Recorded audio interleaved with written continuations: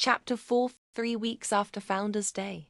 Most people in Riverton have already forgotten about the confrontation, at least they thought they had. Small towns have short memories when it comes to kindness and incredibly long memories when it comes to failure.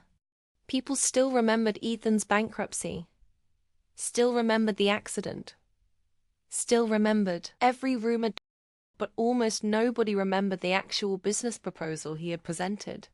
That didn't surprise Ethan. What surprised him was how useful that turned out to be. Because while everyone was busy watching Victor Lang, nobody was watching him. And that was exactly where Ethan did his best work. The first breakthrough came from a place nobody expected. A church basement. Every Tuesday night, a local nonprofit hosted budgeting workshops for struggling families. Single parents, retired veterans, people recovering from layoffs. Maya had volunteered there for years. One evening she convinced Ethan to come, not to speak, just to listen. Ethan almost said no. Not because he wasn't interested, because he was tired. The kind of tired that settles somewhere deeper than your muscles. Maya kept insisting. Eventually he gave in. Later he would admit something he never told anyone else. If Maya hadn't pushed him to attend that workshop, the entire project might have taken a very different path. At first he sat quietly in the back row. Notebook open, listening, observing, the same thing he'd been doing his entire life. A young mother explained how she furnished an apartment after leaving an abusive marriage. An elderly man talked about repairing the same dining table 4 times because buying a new one wasn't possible. A father admitted he'd built a bed frame out of shipping pallets because furniture prices had become ridiculous. Most people heard stories. Ethan heard data, patterns, needs, opportunities. For nearly 3 hours he barely spoke. On the drive home, Maya finally asked, "Well?" Ethan stared through the windshield, then smiled. "I think everybody's solving the wrong problem." That sentence became the foundation of everything that followed. Within a month, Ethan launched a tiny pilot program. Nothing flashy. Nothing that attracted attention. He partnered with local carpenters who had lost jobs after Harper Furniture collapsed. Instead of manufacturing expensive furniture, they refurbished old pieces and redesigned them into affordable custom products. The concept was simple. Families could trade in unwanted furniture. The materials would be reused, labor stayed local, prices stayed affordable. Customers got products designed specifically for their homes. Nobody thought it would work, including several banks, including most investors, including Daniel, especially Daniel. The first time the brothers sat down together in nearly a year, the conversation became tense almost immediately.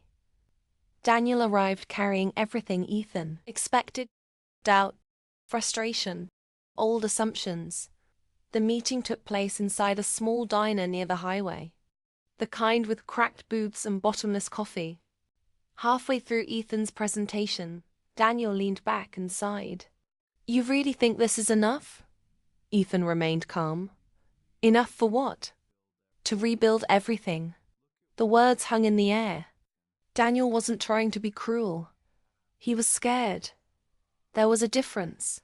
For years, Daniel had carried the responsibility of being the dependable son. The responsible one. The future CEO. The brother who always had a plan. Now, for the first time in his life, he wasn't sure he understood what was happening. What frightened him most wasn't Ethan's idea. It was the possibility that Ethan had been capable all along.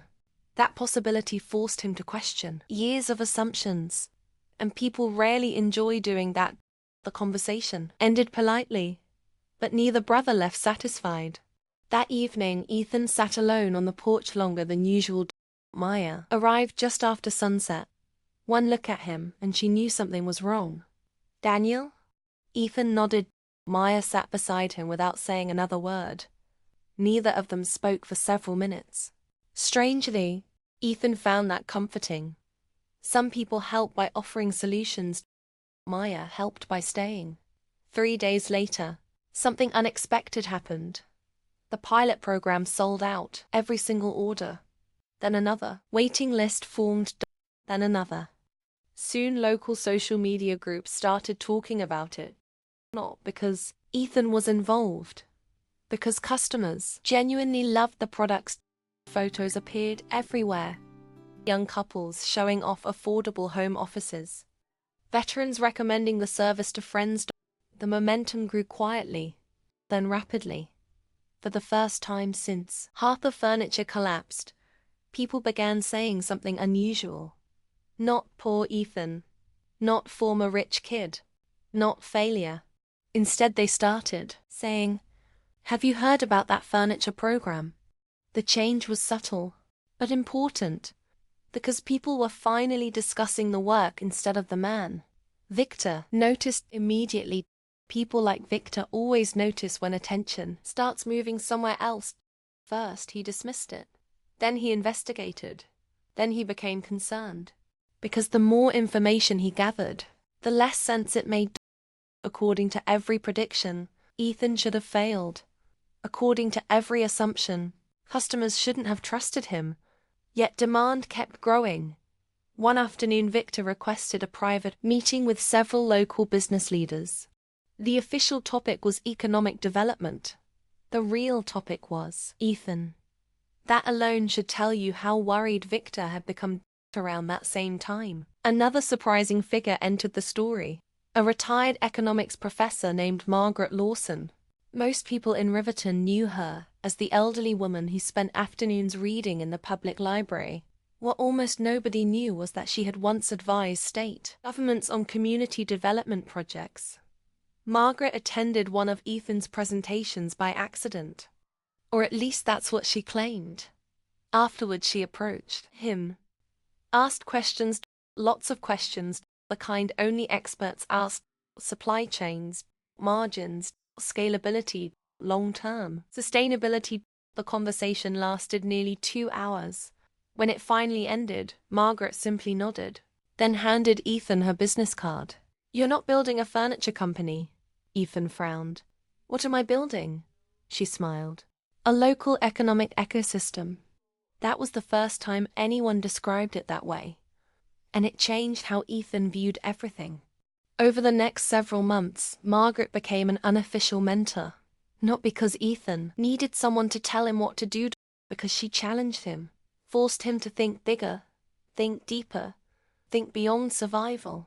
Meanwhile, Maya watched all of this unfold with growing amazement. The strange thing wasn't Ethan's success. The strange thing was how little success seemed to matter to him. Most people who claw their way back become obsessed with proving something.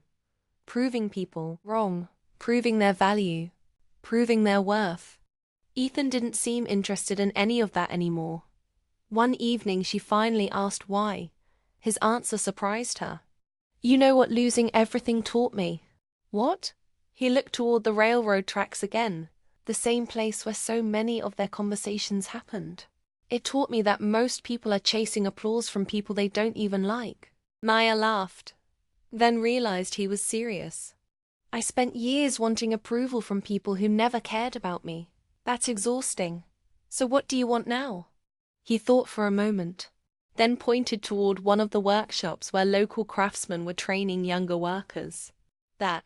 It wasn't money, it wasn't status, it wasn't revenge, it was impact. Maya followed his gaze toward the workshop. For a moment, she wasn't looking at the apprentices. She was looking at him. The strange thing was she could no longer remember when she had started believing in Ethan.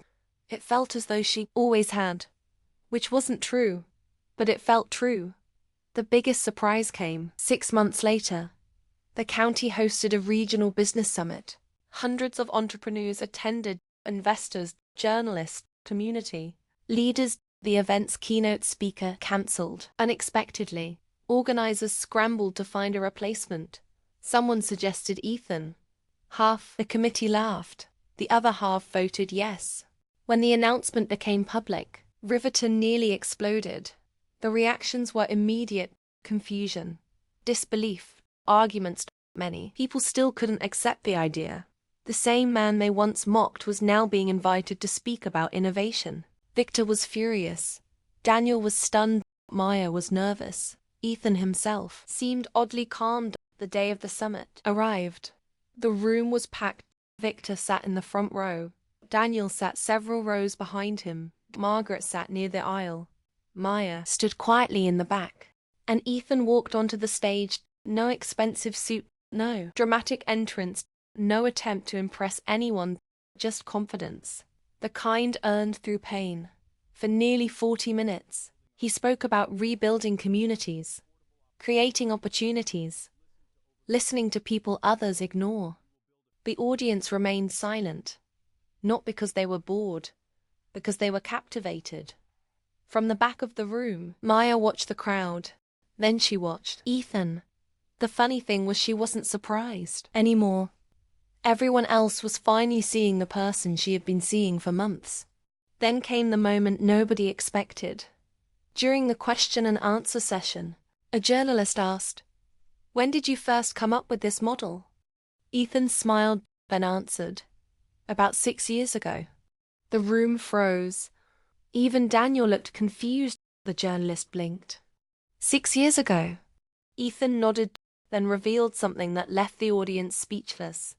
Long before Harper Furniture collapsed, long before the accident, long before anyone thought he cared about business, he had already been researching alternative models for affordable manufacturing.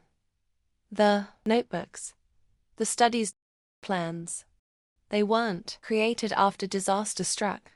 They existed years before. The room fell completely silent, and for the first time in his life, Daniel finally understood.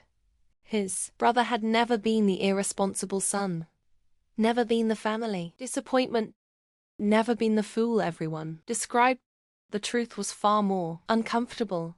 Nobody had ever bothered looking closely enough to see who Ethan really was.